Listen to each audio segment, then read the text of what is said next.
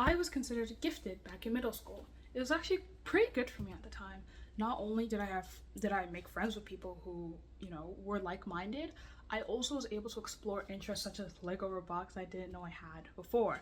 Also, I was considered gifted back in high school, and it was good for the same reasons, and I didn't have to study as much. So I was able to focus my time on other things such as track and field.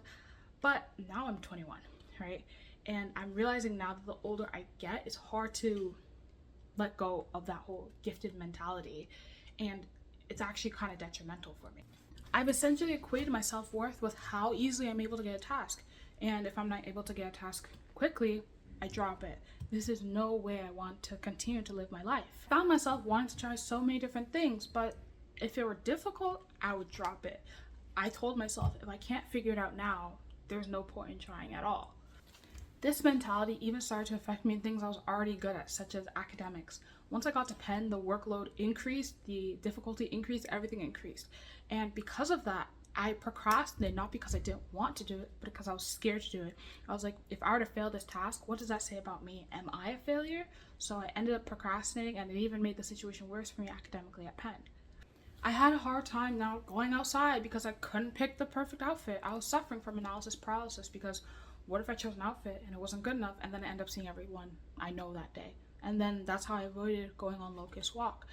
I even had that anxiety when it came to making routines. I'm like, if I can't figure out the best, most optimal way to structure my day, what's the point? And then I found myself in the deep depths where I'm not going outside, not doing anything because I couldn't figure out the best way to do it. It got to a point where my anxiety, again, as I said, was getting the best of me. Paralysis was getting the best of me. I was diagnosed with generalized anxiety disorder, but this is not a way I want to live my life anymore. I don't want to live my life being a slave to my anxiety, so I'm going to change it, starting with YouTube. I knew nothing about video editing or like how to write a script, how to edit. Like now I use Premiere Pro, but I didn't know how to use Premiere Pro at all. I was worried about, oh, if I don't have a good camera, oh, if I don't have a good mic, oh, this, oh, that.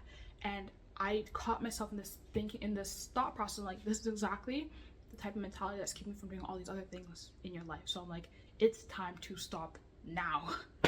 The first ever video that I made took me over a month to do, not because, there's obviously a learning curve trying to learn these things, but it was not because of that. That's why it took me over a month. It took me over a month because to get over that mental block, I was scared, like, oh, what if so happened everyone I know finds this video and they make fun of me? Like, it's like that kind of thing that stopped me from doing it. But I'm like, you know what? I just gotta do it. I gotta push through. And I was glad I did it. But then I didn't do it again for a couple months. I've challenged myself, and I think because now I'm saying I low-key have to do it, to continue this YouTube thing until I graduate. I'm class of 2025. Why? Because again, YouTube is a difficult thing. I have I don't know the first, I literally don't know the first thing, and it's something difficult and something like I don't have control over. So it's way out of my comfort zone, but things don't grow in your comfort zone. I'm not gonna get better, and I'm not gonna be where I want to be if I stay where I'm comfortable, right? Stay where it's like I don't do things if like they seem difficult at first, or I don't do things where I'm like, oh, I might mess up. Who cares if I mess up too? In school and track, my biggest motivator is fear. With YouTube, I don't want that to be a thing anymore. I want to be like, okay, I want to prove to myself that I can get better and trust the process, right? And the thing about relinquishing control, I even noticed with myself too that I'll be checking the YouTube Studio app so often. So one thing that I've done is I've deleted the app. I don't want to be caught so much in the result, but now the process, because this is what matters.